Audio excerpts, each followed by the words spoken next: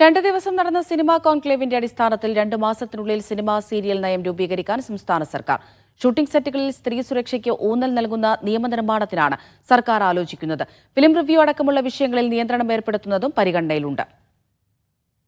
Hema committee റിപ്പോർട്ടിന്റെ അടിസ്ഥാനത്തിലാണ് cinema നയരൂപീകരണം സംസ്ഥാന സർക്കാരിന്റെ ചർച്ചയിലേക്ക് വന്നത്.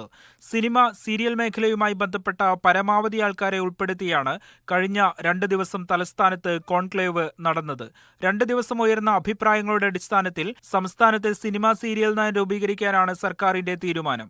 നിയമനിർമ്മാണം ആവശ്യമാണെങ്കിൽ അടുത്ത നിയമസഭാ സമ്മേളനത്തോടെ അതും കൊണ്ടുവരാൻ ആലോചനയുണ്ട്.